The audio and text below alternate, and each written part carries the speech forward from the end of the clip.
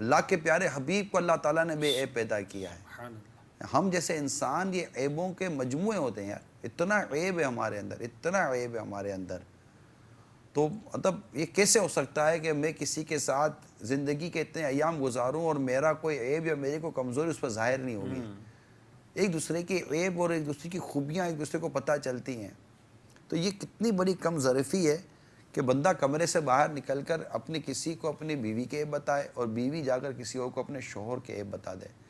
یعنی میں تو آپ کو یہ کہوں کہ طلاق ہو جائے نا خدا نہ خواستہ, تب بھی مطلب کہ بالکل اب تو زیادہ قفل مدینہ لگا لیں, اب تو زیادہ خاموش ہو جائیے کہ یار مجھ سے کسی عورت کا عیب بیان نہ ہو جائے, اور خدا نہ کرے اس کی زندگی میں داغدار نہ کر دوں.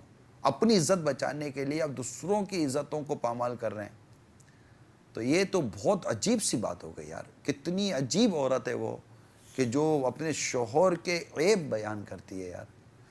اللہ اللہ اللہ اللہ اللہ اللہ اللہ, کتنی عجیب سی بات ہے. مجھے تو گھبراہٹ چڑھ رہا بولتے ہوئے بھی کہ یہ کیسی عورت ہوتی ہوگی جو اپنے شوہر کے عیب بیان کرتی ہے. میرا شوہر ایسا, میرا شوہر ایسا. بھائی ہو گئی شادی, اب آپ کے وہ آپ کا مطلب اس کو سرتاج ہو گیا, آپ کا شوہر ہے. اب جب تک وہ شوہر ہے آپ کا, آپ کو اس کے حق اور ادا کرنے اور اس کی عزت کو بچانا ہے اور اس کا جو بھی حقوق ہیں وہ ادا کرنے ہیں. اور خدا نہ خدا علیحدگی ہو بھی گئی, اب ایک مسلمان کے عیب کھول کر کیا فائدہ ہوگا. یہ کتنی مطلب کہ عجیب سی. اور اسی طرح وہ شوہر جو مطلب کہ اپنی بیوی کے عیب بیان کرتا, اللہ کی پناہ کہ یار میری بیوی ایسی, میری چپ ہو جاؤ نا. اس کے بولنے سے کیا بیوی صحیح ہو گئی نا, اور خراب ہو گئی کہ تم نے اس کی برائیں کر کے اس کو اور خراب کر دیا. اس کو پتہ چلتا ہے تو اور ہو جاتا ہے گھر میں بیٹھ کر. اس میں بات ہوگا جب غصہ آتا ہے تو زیادہ آدمی پھر بول دیتا ہے.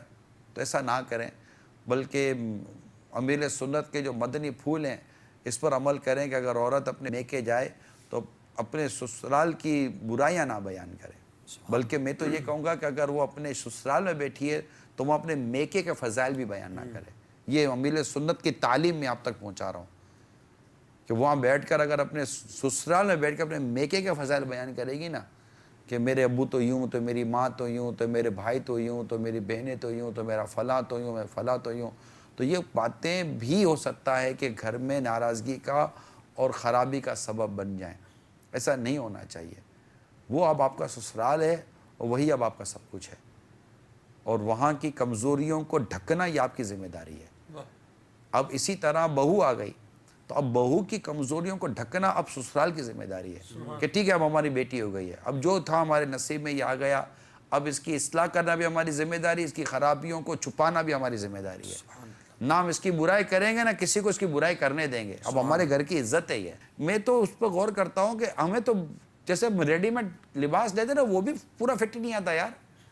اب ایک لڑکی آئی ہے شادی کر کے یا ایک لڑکا جس سے شادی کی ہے, یہ کیسے مطلب کہ بالکل وہ ہو جائیں گے کہ جو ایک ہی طرح کا حساب کتاب ہو جائے گا. مزاج بنتے بنتے ٹائم لگتا ہے. گھر الگ ہوتے ہیں, خاندان الگ ہوتے ہیں, قبائل الگ ہوتے ہیں, بولنے چلنے کھانے پینے پرورش کے انداز الگ ہوتے ہیں.